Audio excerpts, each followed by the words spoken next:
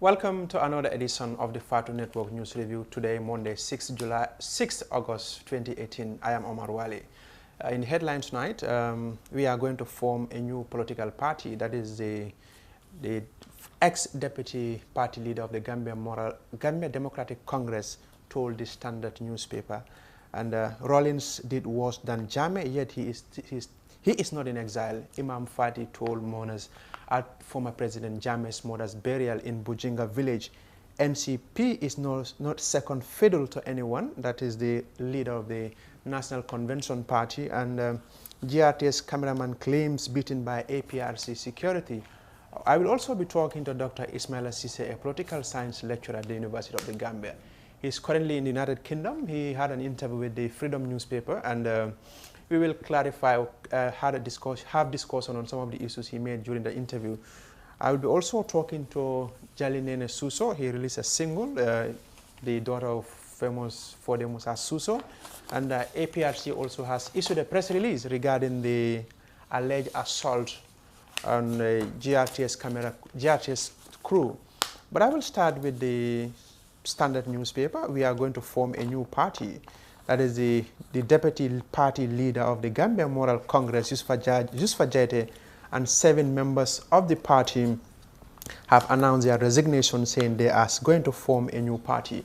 Yusuf Jайте was the deputy party leader until his resignation over the weekend, and he said he and several others are going to form a new political party.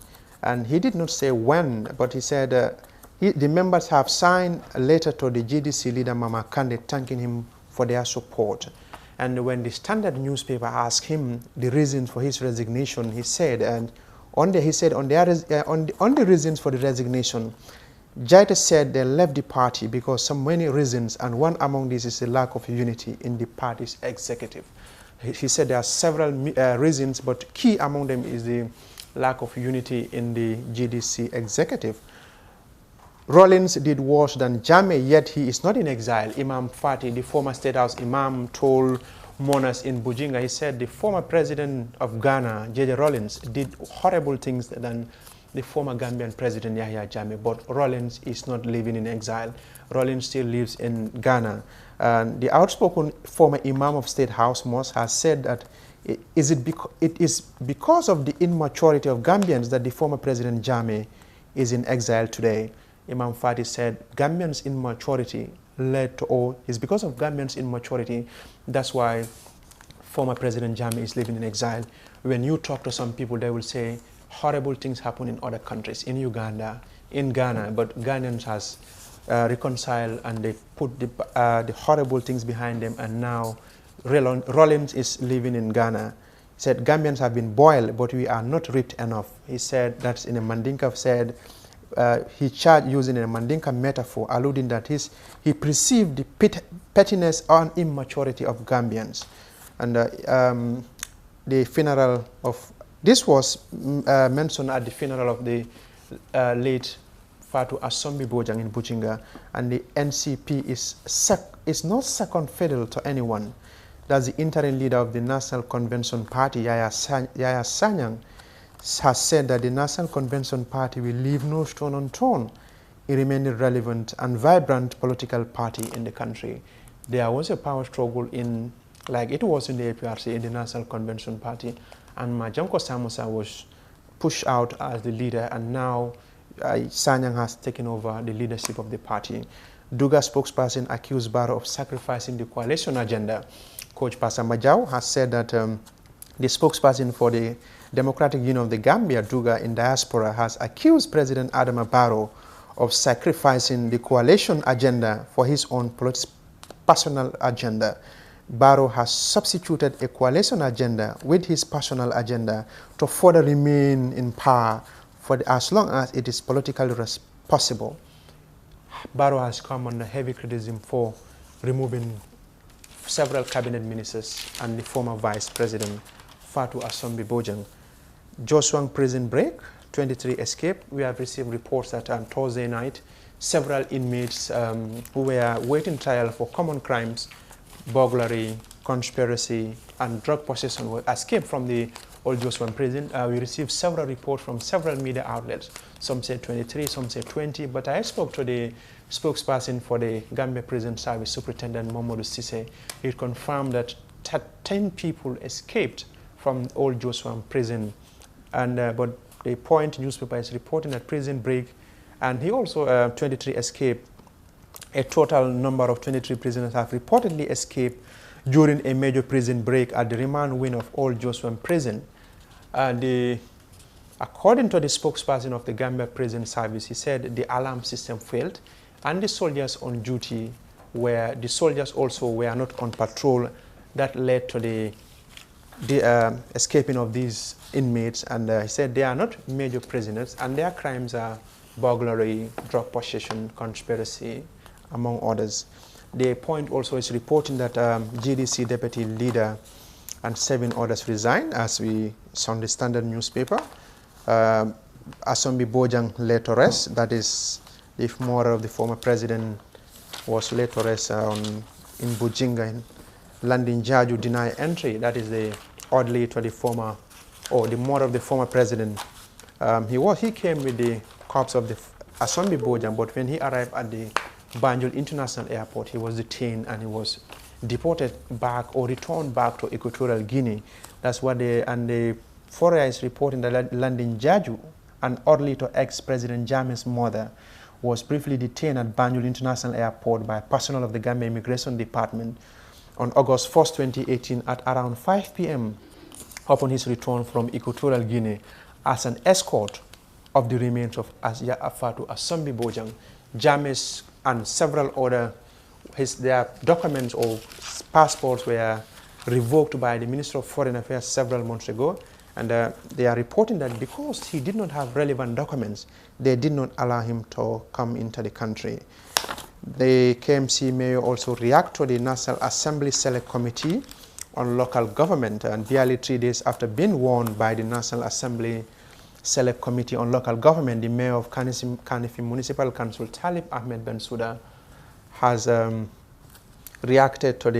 responded to the Select Committee action on the allegation and the accusations made by Musa Amul Nyase.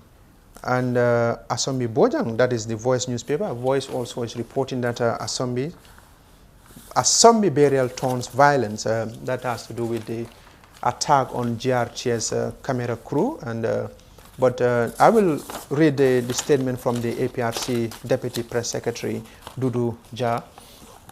And mass resignation at the Gambia Moral Congress and the Gambia Democratic Congress, that is the Jusfa Jaide and several others, and GPU condemns attack on GRTS news crew by APRC security and supporters.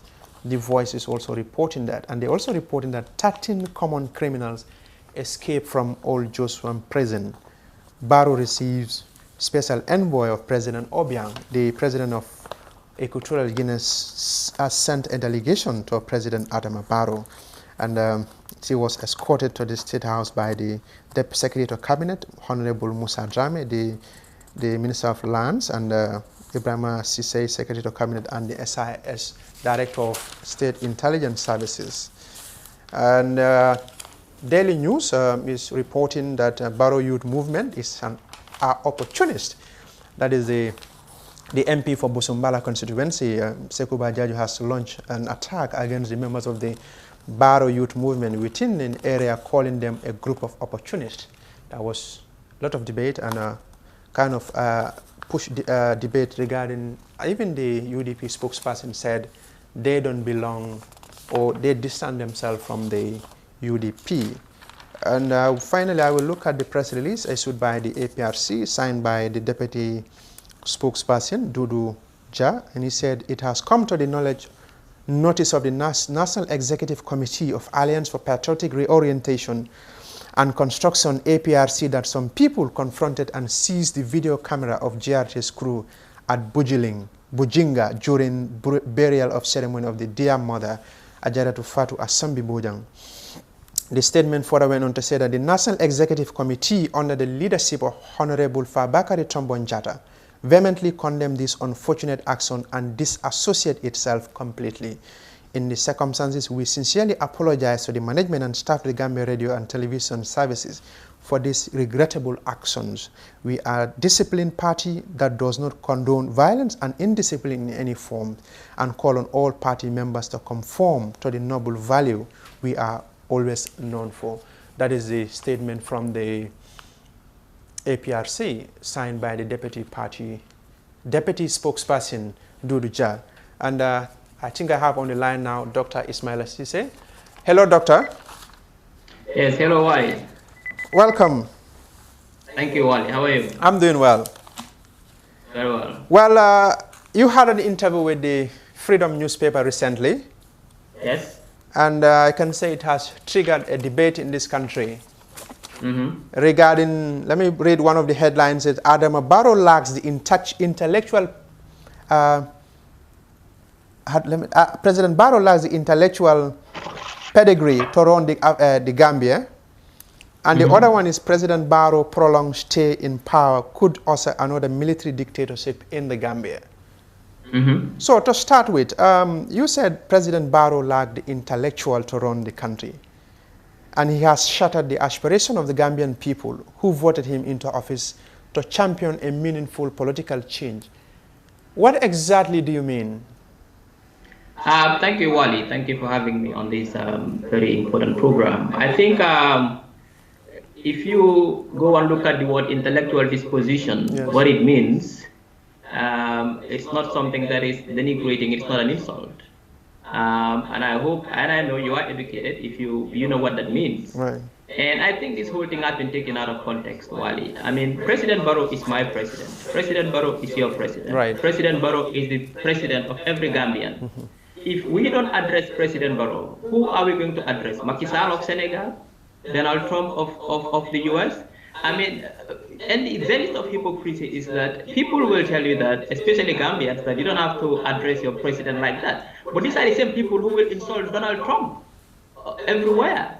So, I mean, and Donald Trump's actions and statements don't have a direct bearing to our lives. The man whose actions and statements have a direct bearing to our lives is President Barrow. So therefore, he is the one who I have to address. What I said is that he lacks the intellectual disposition. It doesn't mean that it's not a denigrating a description of him. It's just that he has not come up with new ideas. I mean, the last time I checked the word intellectual disposition, it means that being creative, coming up with new ideas, being innovative. Because what I argued was that since he came into power, we haven't seen any departure, any rupture from what used to prevail before. And that was the basis of my whole argument, Wally. Okay, another issue here was there should be a provision in the new constitution currently being drafted to require people aspiring to be elected president to bag a university degree. So you also saying that those who want to run for office should have a university degree, right? Yes, I mean, you see, what I tried to argue in the interview was that according to the current constitution, to be eligible to run for president, the minimum requirement is secondary school education. That is, you have to complete secondary school. There is no specification as to whether you have to get a certain amount of credits or not. It just says complete senior secondary school. Yes. Now, the premise of my whole argument was that previously, yes, we could agree, because the highest institute of education in the Gambia was secondary school. Right. But times have changed, and I find, in my opinion, that provision of the constitution is not fit for purpose. It doesn't reflect contemporary global dynamics. So what I was suggesting was just a suggestion. It's not that it has to be there. Is that why don't we think of raising the bar to a degree as a minimum requirement? It doesn't mean that should be the end goal of it. It's just the minimum requirement. Other requirements as honesty, integrity, all those things will be checked by the Gambian people. But then again, the reason why I said is that currently, our education system is failing. And you see the type of students we are producing from senior secondary school. Right. So, and again, the whole idea for me, the point I was speaking was to inspire young people, because if young Gambians know that being president, you need a degree, most Gambians will go and get a degree. And in fact, at some point, degree will become, it will be provided for many Gambians. And again, the whole idea, when I was speaking, I wasn't trying to install elitism or geniocracy in the Gambia. what we are trying to do is to trigger a debate. You see, it's a free market of ideas, Wally. Yeah. I knew when I was making that opinion, and I have a right to my opinion, that I'm sending that opinion into the public domain, it will be countered. The whole idea of a public debate, you see, public debate is the lifeblood of democracy. The whole idea is to negotiate and renegotiate these ideas and then come to consensus. I said, okay, university degrees should be the minimum requirement. You could come and say, no, we think that should not be. Let us still maintain this senior secondary school, but add some other things, and then we find common ground. So I see no reason why that could create a storm whereby at some point it became a bit emotional. That was my opinion, and I have a right to my opinion, Wally. You talk about the university degree, and we have seen, but maybe you most said the way you address the president, and you said, like you said, it's your president, it's my president, it's our president. But most people say that was an insult to the president, that he lacks the intellectual, whatever, to run the country. No, I mean, Wally, I didn't insult the president. I will not insult the president. I will never insult the president. I will never insult anybody. I mean, those who know me that I'm not the type who insults. I was just trying to describe the man's leadership style since he came to power. And this is what he has demonstrated according to what I see. And it was not done based on malicious intent. I wasn't trying to be malicious to the man. I have enormous respect for President Adama Barrow as a president, as a person, as a Gambian. He has stood up for Gambia when all of us recoiled, when many people would not stand for Gambia. I have a huge respect and admiration for him. So why should I insult the man? You see, there are people out there who like to distort the facts and distort what people say because of their own personal agendas. And President Adama Barrow himself, if you speak to him, he hasn't taken this thing seriously. Intellectual disposition means it's a person who is not free, who doesn't come up with new things, and that's the point of view I was speaking, Wally. We have seen Samuel argue that degree might not be an issue because you have seen presidents who did well, and like Zuma of South Africa did not have a formal education. You have the former president of Zambia, Michael Sata, did not have a degree. There was a time when Rupia Banda was president, he laid down two conditions. He said, if you are 70, you cannot be president. And if you don't have a degree, you cannot be president. Michael Sata came and said, well, that thing was meant to target him because he was 71 and Rupia Banda was 74 at the time, and he did not have a university degree. George Weah also dropped out of school, and until when he went back and he became president. So the question here is, should that be a requirement, or even that, like you said, secondary school was there, now we are talking about it. So which means even those on the political race should go back to school or go and get a degree before next election. Omar Wali, I followed you quite a bit, yeah. And I know that you have a very vast understanding of African politics. Right. I'm glad that you named Zuma in South Africa. You would agree with me that in post-apartheid South Africa, Zuma is considered the worst president in post-apartheid South Africa. Right. And there are people who will argue about Robert Mugabe. You would agree with me, and I know you know this, that Robert Mugabe's got 6 degrees. Yes. 4 of these degrees were university extension programs. Right. And the master's degrees were done when he was president. So therefore, Robert Mugabe is not the man we could use as a yardstick. And Robert Mugabe was a bitter man. Robert Mugabe has bitterness against Ian Smith's government, Ian Smith's white man government. He was imprisoned for 10 years in one of the most deplorable prisons. So Robert Mugabe's leadership was beclouded by his bitterness towards the white minority government in Zimbabwe. And then look at George Weah. You mentioned George Weah. George Weah went to get his BSc and master's when he came back to run again. So for me, I'm not saying that there is empirical evidence to suggest that having a degree creates better leaders. I'm not saying that. What I'm saying is that there is overwhelming anecdotal evidence which suggests that leaders who have been subjected to certain academic discipline and analytical rigor, when they have other traits, characteristics in them added to this degree, it equips them to be better leaders. For me, the idea was to equip our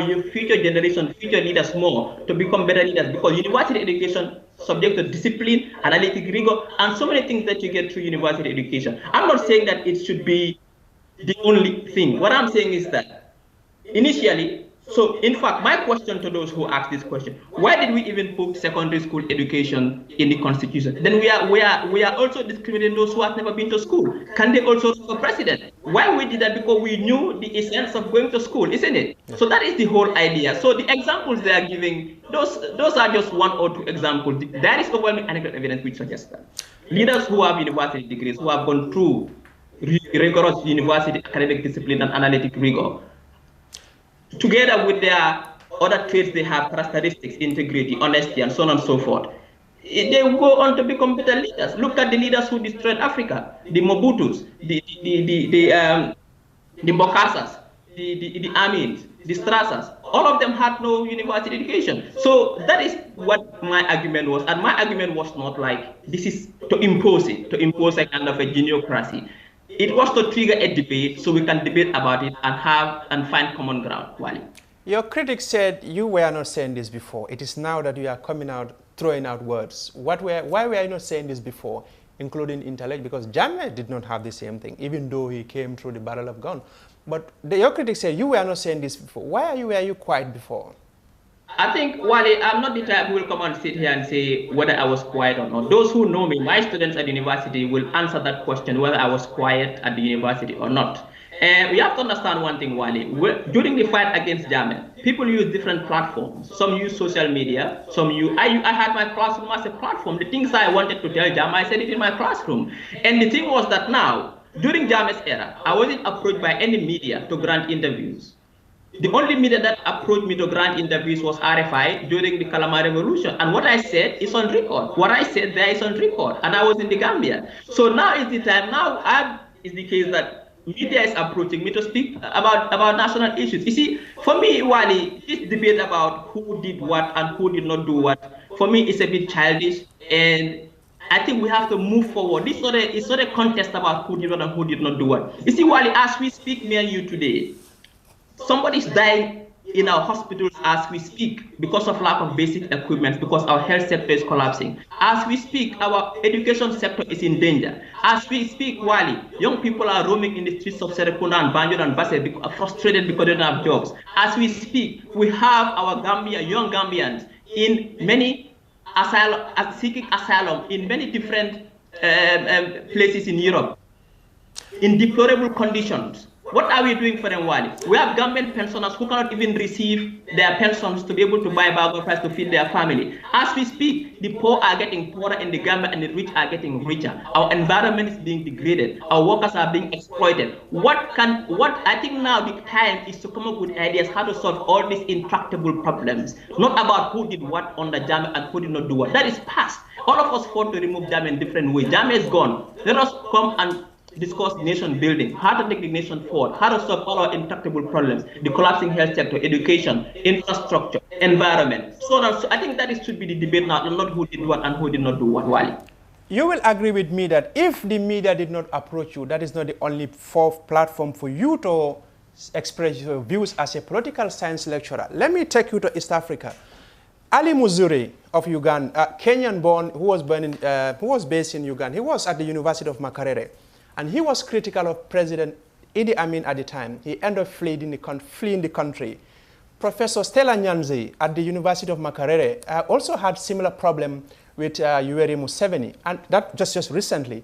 And Professor Wangari Maathai of Kenya, had issues with Jomo Kenyatta. Why didn't you do the same like those people did in Kenya? But who said I didn't do the same thing? I was speaking by my university. I am on record to tell you that I was the only lecturer organizing conferences and seminars to dissect Jammeh's leadership in the Gambia. It's on record. The students are there to testify. I was the only one who was creating. In fact, at some point, I was called by university management warning me for my activities.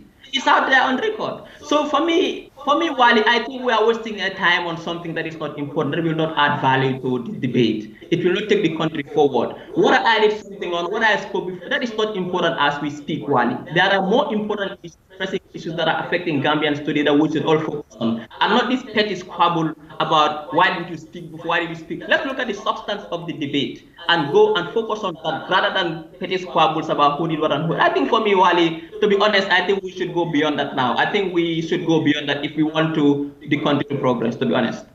Another thing has to do with, you said Barrow's prolonged stay in power could usher another military dictatorship in the Gambia. What exactly do you mean?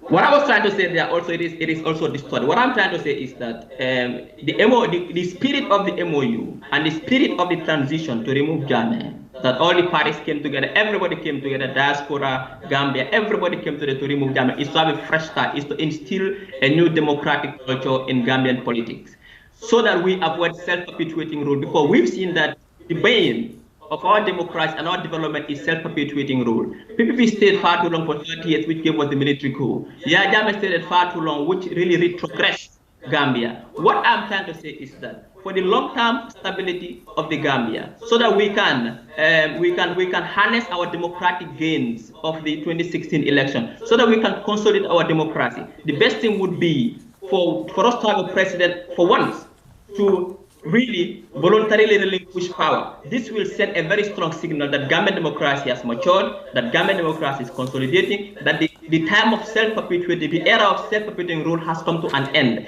This will really show that we have really strong democratic institutions. So that was the point that I was saying that normally, and I was speaking from empirical evidence as an expert, I was giving my expert opinion that normally in countries where self-perpetuating rule takes place, this is why sometimes other constituents that have an interest normally enter politics like the military. We've seen that in Guinea-Bissau, we've seen that in many other countries. So therefore, to have a fresh start for the Gambia, to avoid the pitfalls of self-perpetuating rule, which are militaries coming into intervening into politics, the best thing to do is for Barrow, who is 5 years, be a neutral man, organize elections so we don't have an advantage of incumbency, and the person who wins. That was the point of view I was speaking, Wally.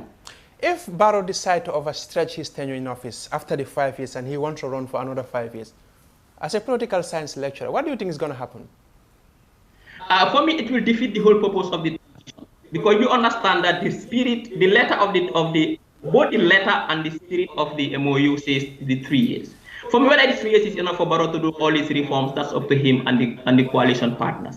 But for me, I think for the interest of the Gambia, for the interest of President Barrow himself, and for the interest of our democracy, I think the best thing would be if Barrow does his 3 or 5 years, depending on how much he wants to do, because he's constitutionally voted in for the 5 years. But then I think Barrow would do everybody a favor, including himself, because if Barrow decides to contest a 2021 election, the playing field will not be level. Is that advantage of incumbency? We've seen that in Africa, whereby incumbent leaders use state resources to campaign and win elections again. I think that will defeat the very purpose of the transition and why we remove Jammeh, to stop self-perpetuating rule. We want to reset. We want to kind of reset and recalibrate our politics in a sense whereby for the first time in Gambian history, for the first time ever in Gambian history, and mark you, for the first time ever in Gambian history, that we have a president who says that, look, I promised to do 5 years or 3 years, I've done my reforms, I'm stepping aside, let somebody take over. I think that will be pride of every Gambian. The whole world will look at us in awe. The whole world will be inspired by the Gambia, will set a very new political trajectory, a very new kind of inspiration for the whole African continent, and that will come with some kind of diplomatic respect that every Gambian will benefit from, Wally. You also talk about Barrow elbowing out coalition members, like the Tambajangs, the Oje Jalos, the Maifadis, and several other. What effect do you think this will have on the coalition? Obviously, the coalition, we all know, was on life support. It was already dead. But I think elbowing out what happened recently with the cabinet reshuffle shows that the coalition is dead. And if the coalition is dead, it means that you have to see, we have to understand the context. Everything is always based on context. You have to understand the context. We are in a transition period. And the transition period was conceived and midwifed by some coalition partners. Therefore, for the long-term success of the coalition, it is important that there is no acrimony within the coalition. Because when the coalition is, when there's the coalition, there's act within the coalition, then the whole transition period will fail. We have reforms to do, mind you, Wally. We have a constitutional reform to do. We have a TRRC coming. We have so many things to do within this period of 5 years. So therefore, for me, Barrow has a presidential prerogative to sack and hire ministers. What I was saying is that he could have done it in consultation with the coalition partners. And for me, for the long-term benefit of the Gambia for our transition, it was important for Barrow and his partners to abide by the coalition MOU and all the agreements they signed. At least this will instill confidence in the Gambian population as well, Wally. What type of president do you want to see Gambia have in the next election? You talked about at least raising the bar. What type of president do you want us to have or want to vie for office in the next election? I mean, it's not me who should say that, Wally. On your opinion as a political science lecturer, at least that person should have some plausible qualifications. What qualifications? Yeah, for you? For me, the most important thing is honesty, integrity, and then somebody who understands the plight of Gambians. Wally, I cannot imagine, I cannot fathom having a president in any country, anywhere in the world, who goes to bed at night and sleeps with his children under air conditioner, whilst the citizens, his or her citizens, are sleeping on the streets, whilst his or her citizens are sleeping in asylum-seeking containers in Germany, in Spain, and everywhere, while his or her citizens are in boats trying to reach Europe. I mean, for me, I cannot imagine that. While some citizens are dying in hospitals, while some citizens don't even have food to eat. I mean, we need a president who is compassionate, a president who has integrity and honesty, a president who understands the plight of Gambians, a president who anticipates, a president who is innovative and has vision for the country and knows where he wants to take the vision for, a president who wants to remove us from this embarrassment of begging and begging and begging and grants and grants and grants. A president who can come up with a new economic paradigm that can make Gambia self-sustainable, that can make industries, use technology, use our resources we have, couple it with industry, industrialize the Gambia so that we can be self-sustainable, we can be dependent on each other, so we can produce goods and services that we can use the remaining we sell outside to the world. This is the kind of president I as a Gambian citizen yearn for, and I know it's the kind of president most Gambian citizens yearn for as well. Wally. You are a university professor. In what way can you help the government in order to achieve some of these things you just mentioned? Wally, I'm on record again to say that when President Barrow was first in office, we were one of the first people to go and visit him on Kairaba to tell him that, look, Mr. President, you are our president. Right. And that we will make sure, whether Jammeh leaves the 19th or not, we are making sure that you are going to be inaugurated on the 19th of July. And then we told him categorically, we're at the university. University is the lab where ideas are manufactured and ideas move a country. That we are at the university. Whenever you need our help, our services, we are open. But then, I mean, we cannot be running after people to say no. I mean, the university is there for the government to use. And we realized at the university that the government is not taking the university seriously. When they instituted a think tank, not a single person, not a single academic from the university is in that think tank. Then we at the university realized that they are not taking us seriously. We are experts. We are experts in our different. The university has manpower. They have capacity. Experts in very different fields, from agriculture to economics to climate change to environment to politics, you name it. The government should utilize these resources rather than depending on outside consultants for doing the job. So our doors are always open at the university for us to help the government to move their agenda, especially the National Development Program. Wally. A former history professor in Ivory Coast, Laurent Gbagbo, contested for presidency and he won. He just came from a small party and he became president. Do you also have any intention to run for presidency in this country one day? Well, as we speak today, that is not on my agenda. As we speak today, I'm enjoying my teaching at the university, I'm enjoying my travel, I'm enjoying my family life. You see, going into politics is a huge sacrifice that you don't just wake up in the morning and take. Like I always say, I don't know my destiny. I don't know what will happen tomorrow. And I cannot tell you that tomorrow this is what I want to do. If I want to tell you anything today about my future plans, I'll be lying to you. For now, what is important is that I'm enjoying my teaching at the university. I'm enjoying my time in the classroom. It's definitely amazing. I meet a lot of amazing, talented, inspirational young people in the Gambia who, believe me, Wally, if they are given the chance, they will go and do wonders in the world. You see, we have a problem in the Gambia. You see, all these young people I meet in the Gambia, I look at them, I see talent in them, I see potential in them, but the conditions in the ground are not conducive for them to really realize their potentials. And I want to help these young people to achieve their goals for now. Then later what will happen, Wally, well, that's left to God to decide. Finally, you said any attempt on the side of Barrow to self-perpetuate himself in power could cost the impoverished West African nation dearly. What are you insinuating there? What I was it could cost us dearly because democratic gains will not be harnessed. You see, you have to understand the context again, Wally. Everybody came together, market women, everybody came together to remove Yahya Jammeh from power because he stayed too long in power. So now we want to build a truly democratic country because democracy is the basis for any development.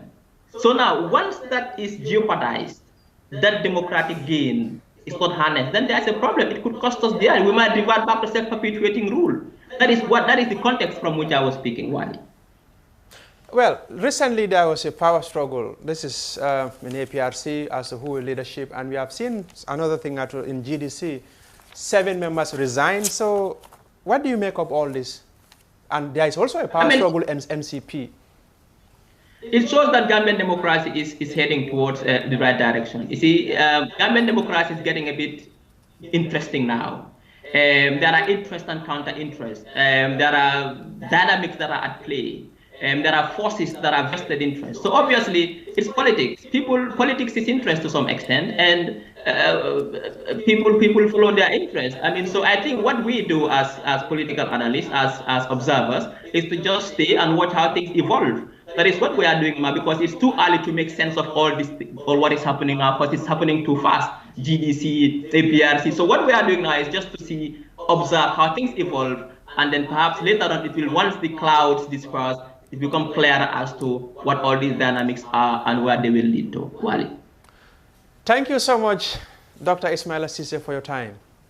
Thank you very much, Omar Wali. I appreciate this. Thank you. That is Dr. Ismaila Ceesay, a political science lecturer at the University of the Gambia. He recently had an interview with the Freedom newspaper, and that's what we are making clarification on. And you may also, as is on the papers today, 8 members of the Gambia Democratic Congress resigned. I'm here in the studio with a representative from the Gambia Democratic Congress. Why don't you introduce yourself? Thank you very much. Thank you for hosting us. I am Amadou Ka. I am the chairman of the GDC Finance Committee, also the finance director of the Gambia Democratic Congress. 8 people, including the deputy party leader, resigned. What is going on at GDC? I think what's going on in GDC is democracy. In a democracy, people will have the right to stay and also the right to go at any point in time. What's important to us as a party is, I can tell you and assure you, we are stronger today. We are also prepared for further development, further gains in the near future. So it is democracy that is in play in GDC, where people can express their feelings and also can protest whatever they feel they need to do. Well, you said, but the Standard had an interview with the deputy party leader. But before that, one member of the GDC rather said those who knew that they are not going to retain their seats in the December Congress are the ones who are resigning. Are you aware of this? Because there seems to be a power struggle in the party. I don't think there's any power struggle there at GDC. Also, recently we have come together and see the need to expand GDC from all angles. We need to bring experts, we need to bring highly educated and experienced Gambians to the position of the GDC. And therefore, that's why 2 weeks ago we held a meeting and we have agreed unanimously that come December, from the 13th to the 16th, we'll be holding our Congress, where all positions from the senior executive to even regional wards and community, everything will be dissolved, and then delegates would select a new committees. Yeah. What is the disunity in the party that Jayate is talking about? He said there are several reasons, that's why he and several others resigned, and key among them is lack of unity in the party executive. Now, I don't think there is that kind of disunity. This minute, if I had called Yusufa, obviously here, then you can attest to that. I have not, in fact, that disunity anyway, I'm not aware of. Things have been working smoothly. There's nothing between me and him or me and another person, so I don't think that's what it is really. So what impact will this resignation have on GDC? No, it will not have anyway. We don't want anybody to leave GDC. Every single member of GDC is needed to stay in GDC. But also, like, this will not adversely affect GDC, would not be something that's going to negatively distract GDC. The important issue here is that GDC is prepared to call in more Gambians to its executive positions, We need to bring in experts. We need to bring people with experience. We need to bring people that are ready to put the Gambia forward. And we all know GDC, it is the party that we have most of Gambians young people. So we need to prepare such people. And there needs to be certain kind of professional and expertise, institutional memory and sort of. So what we're calling on everybody, Gambians, not only GDC, but all parties, they need to open their hands and bring people into themselves. We need experts. This is a time for democracy. This is a time to build a better nation, and that's what GDC is up to doing. So who are the candidates who they are going to Congress, but do you have another person who wants to run as the chair or leader of the GDC? Yeah, by the time we go to Congress, all positions, like I said, from this party leader, everything will be vacant. And then whoever wants to contest for it, obviously, they will be opened.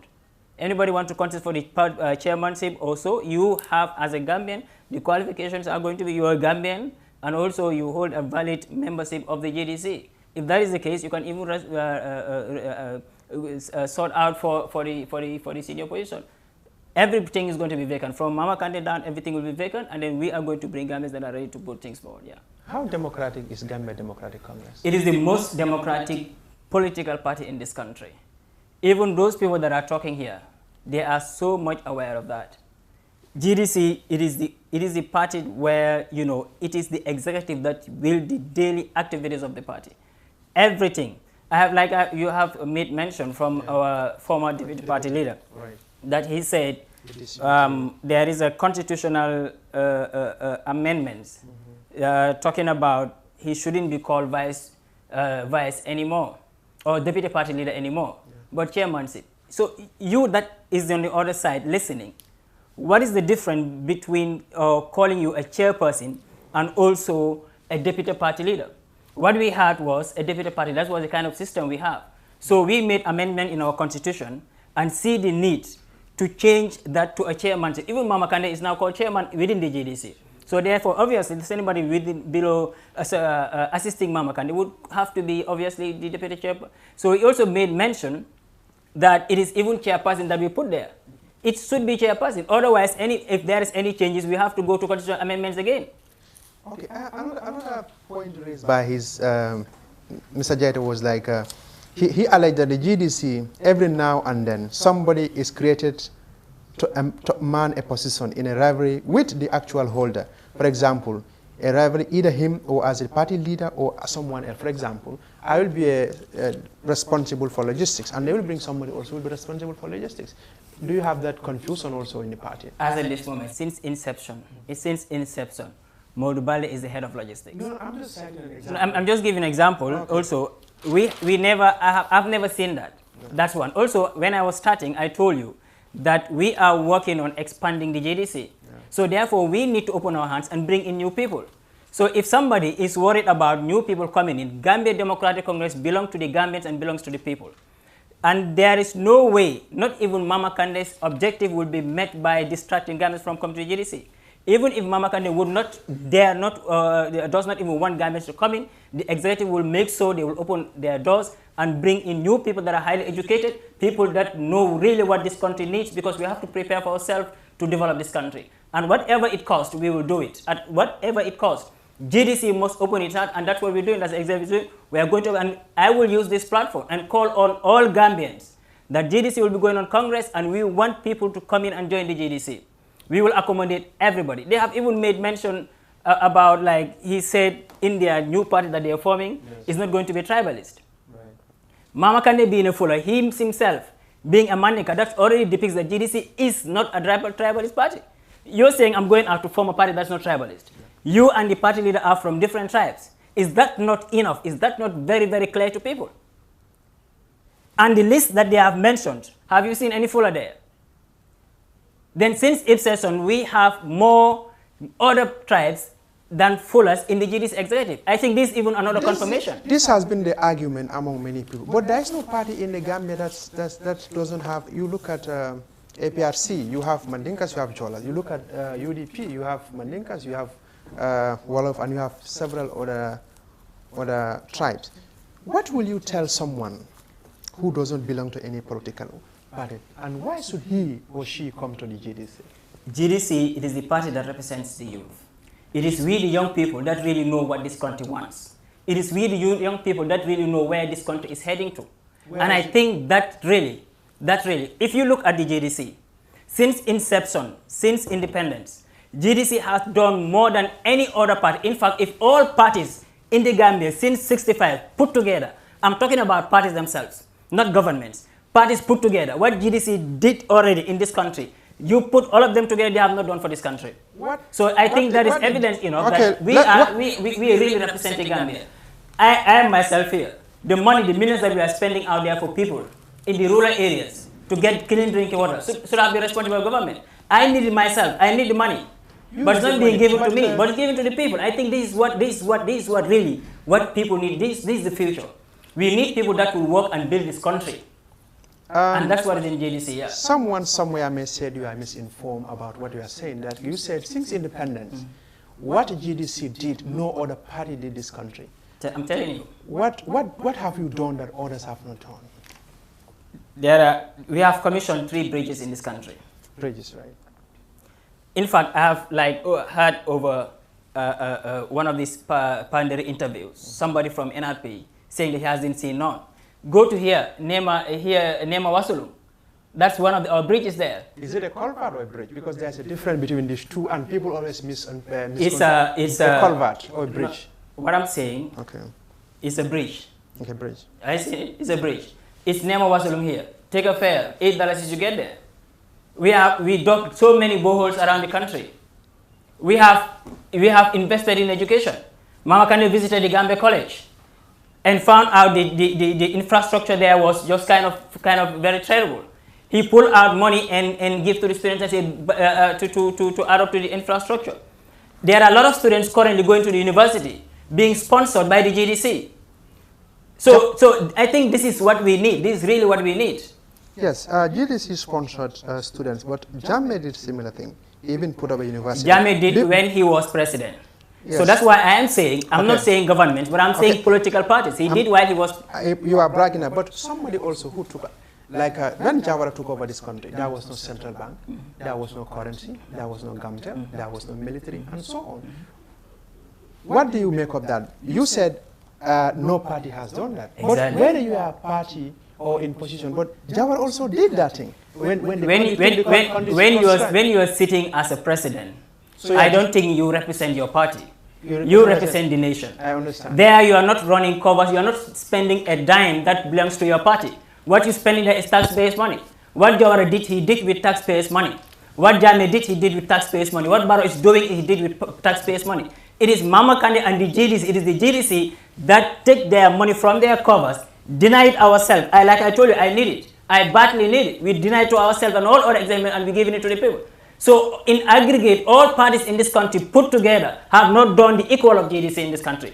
Barely 2 years. That's what this country needs. Really, that's what this country needs. You are talking about that wealth. But that wealth in question has been put there. It has raised so many questions. People ask journalists several times where that money is coming from. But Mama Kandeh refused to talk about it. Some said it is ill-gotten wealth. Now you are saying it is from your pocket. Who is deceiving? Who is telling us what? No, there's nothing deceiving. Like you said, Mama Kandeh said he's not telling you anything. Because then he hasn't said anything on the other side. So there's nothing like a contrary situation here. Now what I want to say here is, I think journalists also should do more efforts to be more worried about anonymous demons in the country. We have a government, we elect a government. They are bringing us things that belongs to the nation. As a sitting president, whatever you have belongs to this country. So if they are bringing things to the country, telling us it's anonymous or they are not going to tell us where they're getting the money, I think we should be more concerned about the taxpayers' money. That's what we are saying as JDC. Yeah, we did that. Secondly, you come to our database, we have memberships. You go to this printing company, what is it called? GPPC? No, there's another one behind GPPC.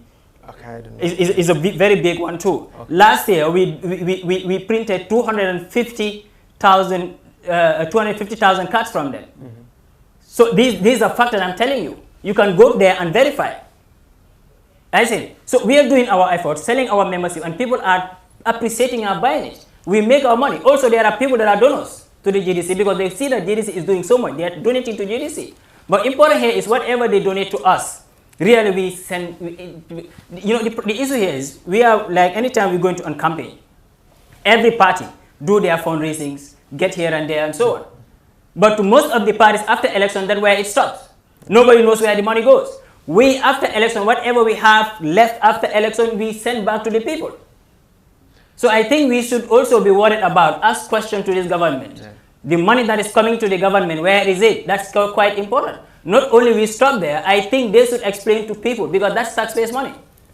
We have been doing that. We even asked Barrow where the cars come in. And thank you very much. And we still do not have answers. Yeah. So finally, Mr. Carr, before I love you, what will be your final message? My final message is the GDC is ready for development, advancement. We are ready, and we will take this country forward, whatever it takes. We are telling Gambians that our hands are open for everybody to come and join the GDC. That is where we have people that are very young, that are we know what we want, like I said at the beginning. This is our country. We need to put our country, or take our country where it needs to go. It is what what I foresee, what I expect from the government really might be different from what the 80-year-old person expects from this government. So if Gambia wants to achieve a better tomorrow for the nation, they must consider the youth. They must consider young people. We have similar dreams. We have similar ideas. I'm calling on all Gambians, and I'm telling you, whatever it takes, we will open our hands, we will expand the GDC. And we are calling on professionals, we are calling on experts, we are calling on people with experience, people with knowledge, people with know-how to come and join the GDC, because that's where things are happening. We move this country forward. Thank you so much. Thank you very much. Thank you for hosting us. Thank you. That is Mr. Carr from the Gambia Democratic Congress. You may remember over the weekend, 8 people have resigned from the party, including the deputy party leader, Yusuf Jete. Today, we also following up the story with the results. Almost 13,000 people started the exams, and nearly 12,000 people failed. Only less than 500 people got a university requirement. Our reporters went out today, and they have been talking to people. Here is the Vox Pop.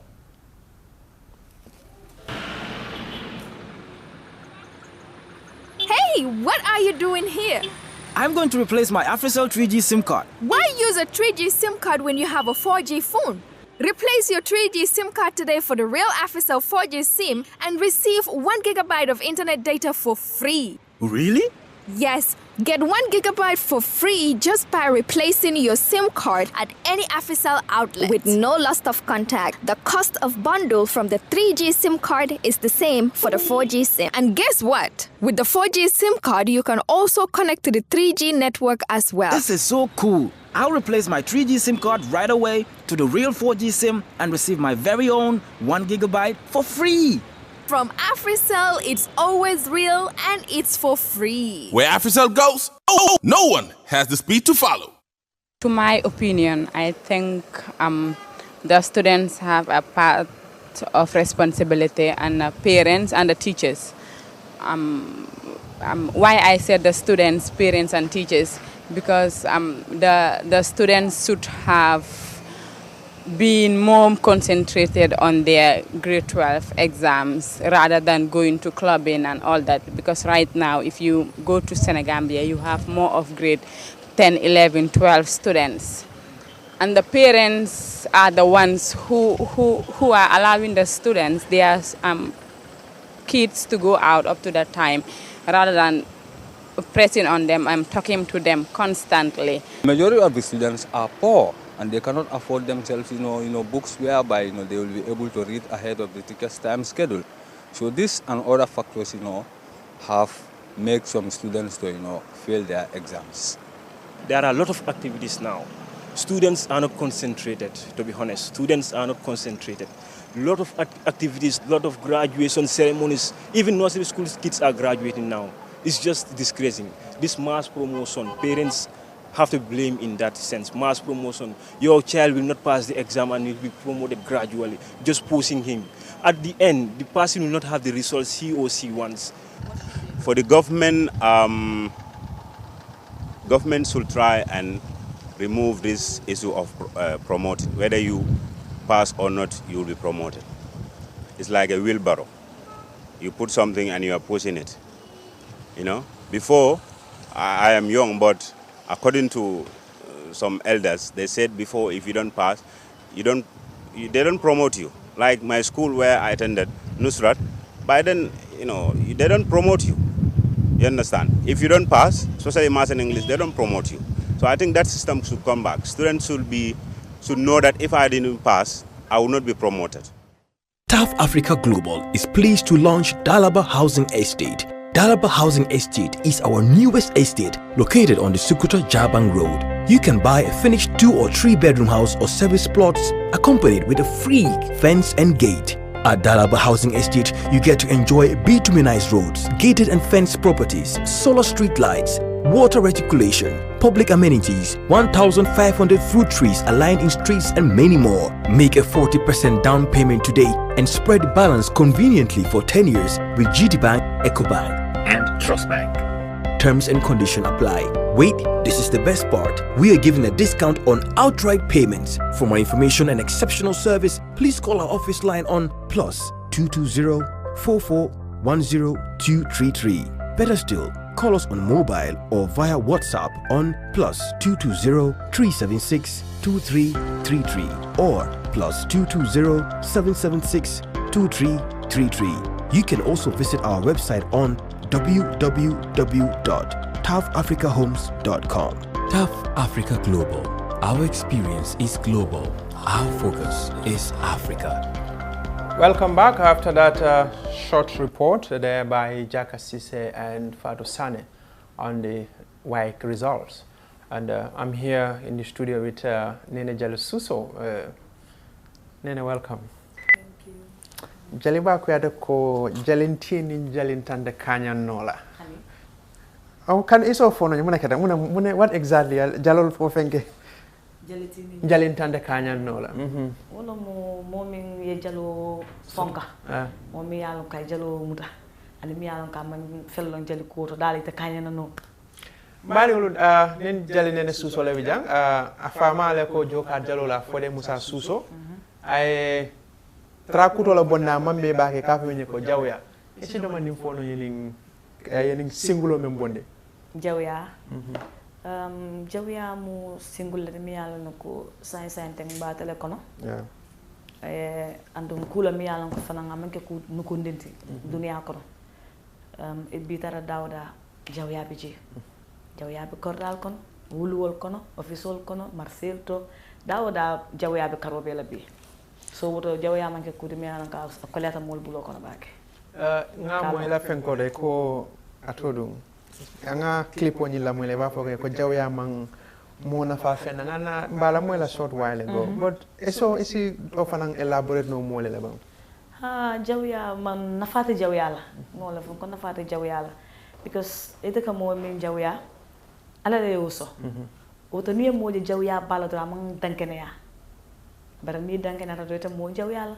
so wala na faare jaw andi telo jaw ya be nyaaw nya o mantina ala nyanta ka mundi wala to dila wala so wala ka na fa doyata mani ngol ko lafta kala ko kare ni na me dan tulo la be dan ko sinyola mano let's have a short listen to that elephant going okay single yes single